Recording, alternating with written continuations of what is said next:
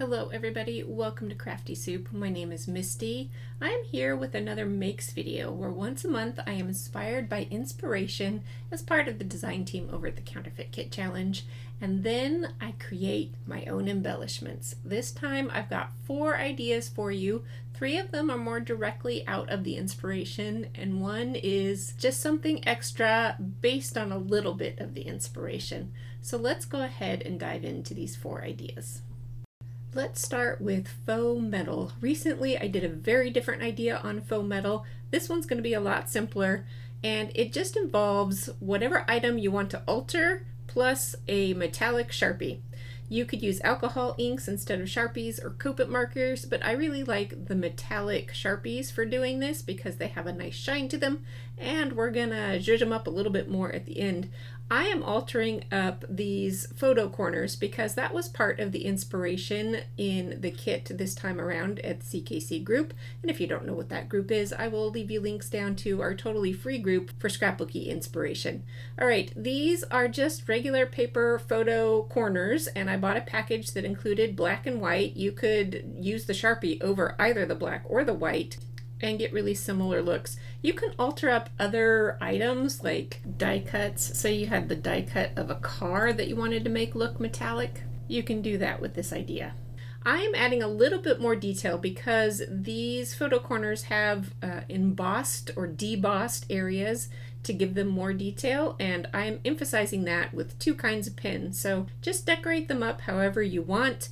This next part is optional, but with these particular paper embellishments, I want to give them a substantial feel, and so I'm going to top them up with these Morning Dew totally clear Nuvo drop products, and that's just going to help them feel more substantial like metal does. And I will give you a peek at what those look like once they are dried. Yes, I do let them dry overnight. And look at the color change that happened.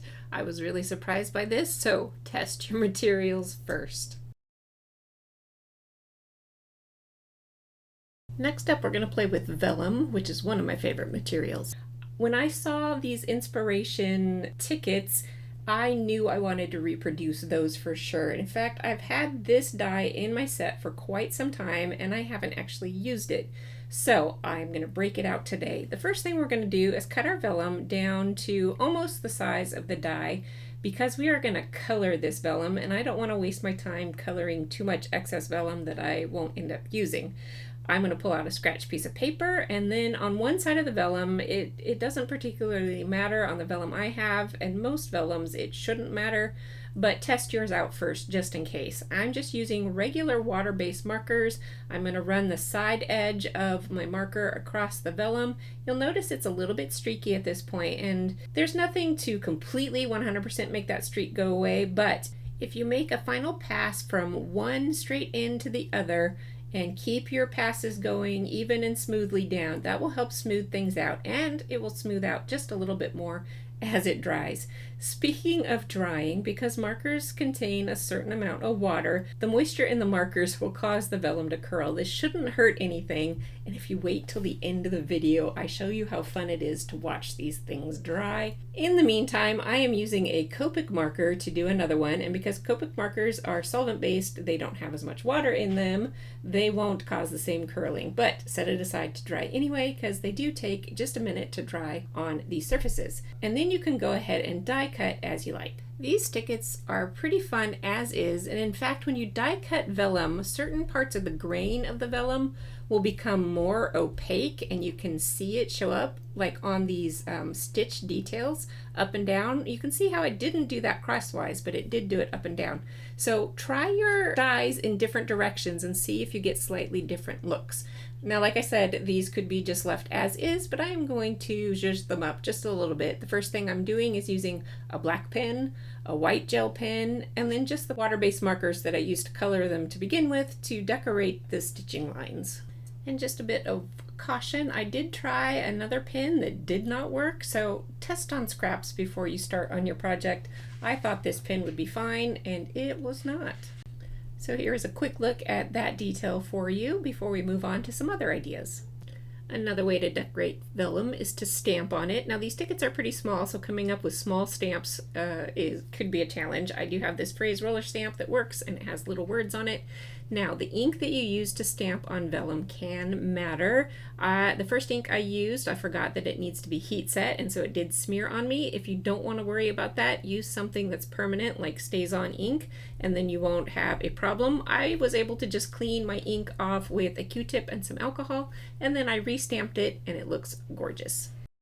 Next up, we're gonna die cut and layer more pieces on top of these tags. This particular set comes with teeny tiny stars, and with those teeny tiny stars, I require some tools to help my poor eyes manage all of this. And so I'm gonna apply these teeny tiny stars as accents to my little words that I stamped, and I'm starting in the middle so that I can help space them out a little bit better. But here they are after all that is said and done.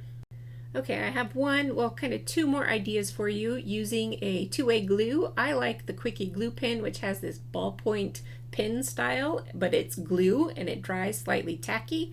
Now you can add things either in the wet stage or in the slightly tacky stage. I like to add these deco foil foils once it is completely dry. You do have to make sure it is completely dry because otherwise the glue will squish. But once it is dry, you can put the foil on there, give it a little burnish with your finger, and then peel and reveal.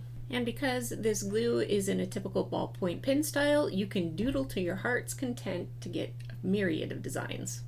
Plus, if you use this glue in its wet form, you can add embossing powder to it and heat set that embossing powder for a heat embossed look, even if you don't have stamps small enough for actual heat embossing.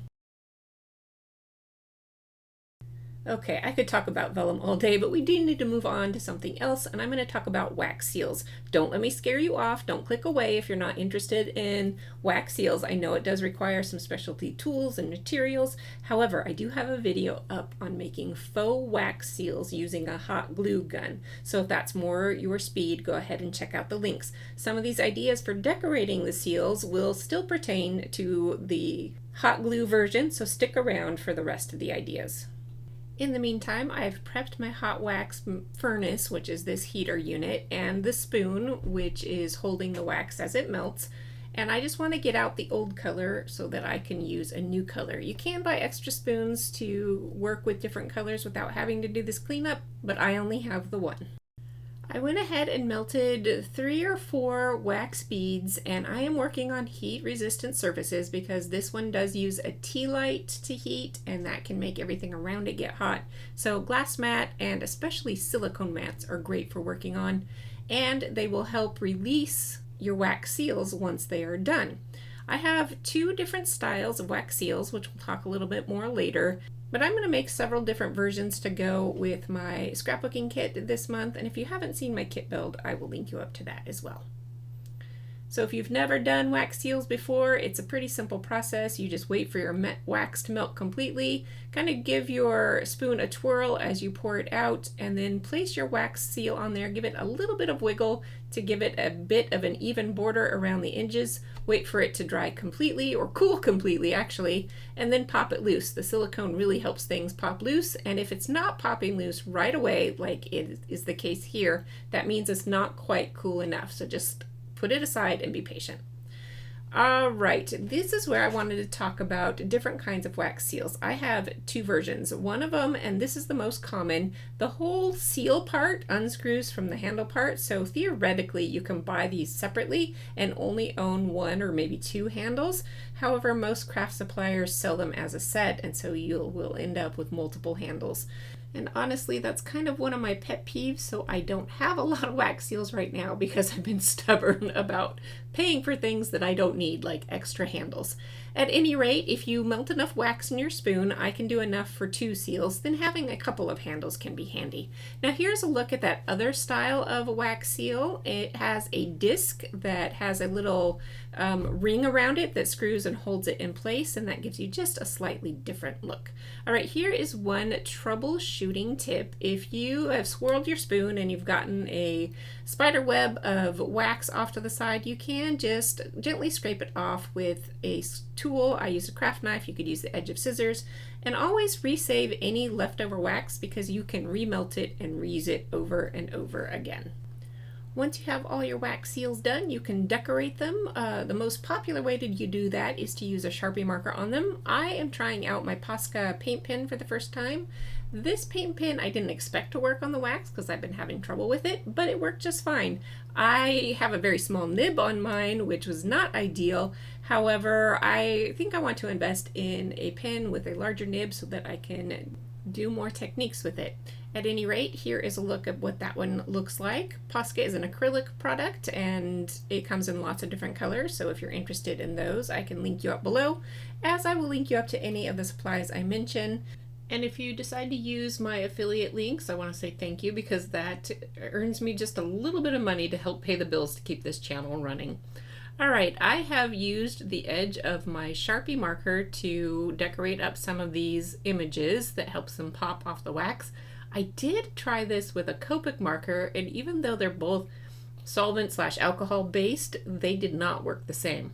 That really surprised me. So my advice is, if you're going to be doing this, go ahead and stick with a Sharpie or try the Posca. So my last idea is more of a bonus because I was inspired by the stickers in the inspiration kit that had arrows on them, and I wanted to make myself more three-dimensional textural elements, and I've done this before with these Nuvo drops. And just as a reminder, you do not have to use the Nuvo brand. You can try this with just about any brand. I've tried it with few. I have not had the best luck with stickles. Other than that, I think a lot of them should work. And what I like to do is, again, pull out that silicone mat because it does release things very easily. This one I just cut apart from an inexpensive kitchen mat, and if you don't have a silicone mat, you can try something like parchment paper or wax paper. I've had good luck with both of those. Something that is non-porous and flexible to help pop them loose. So to get started with this, you just start drawing. Use it like a pen or a marker and you just start drawing. And you can leave these to dry overnight on that silicone and they will just pop loose the next day. What is great about doing these ahead of time instead of doing them right on your project is if you make a mistake, it's not a big deal. You can just toss that one. If it's already on your project, that mistake can feel like a disaster. I also like to make these ahead of time so I can think about ideas that I want to try. Maybe I want to try all these loop-de-loop arrows instead of just straight arrows, and I can play with ideas as I go instead of feeling the pressure to do it quote-unquote right on my project. So I do like to do that. Now, when these are all dry, you can pop them off here, and storing them can be a little bit of a challenge, so let's talk about that. You saw me pull out a small strip of press and seal, and this is where I do recommend that particular product because it has a tacky quality to it. It will hold these pieces in place. I have just dumped these pieces into a bin after making them and they all stuck together, so they really do need to be separated out. The press and seal will hold them in place. And this is a whole sheet of embellishments. How much would you pay for like a Vicky Mouton sheet of puffy stickers? So you've made your own puffy elements at a fraction of the cost of what it would be to buy pre-made ones, and you get to customize them to what you want. So that's a great reason to make your own elements. You can see that I flipped that piece of press and seal paper over onto a piece of cardstock, and that will keep everything protected and stored with my scrapbooking kit. Alright, that wraps up the product creation ideas for this time, but I wanted to show you this one little fun thing. I had fun watching this vellum dry. It just kind of squirmed and wormed across my desk as I was working. Thanks for sticking with me to the end. I hope you enjoyed the little blooper there, for lack of a better word. I've really enjoyed bringing these projects to you. Despite the fact that I've shown many of these techniques before, I hope by seeing them in a new light or seeing them for the first time that you get some inspiration out of them. I will be back soon with some more crafty videos for you, and until then, I hope you have an artful day.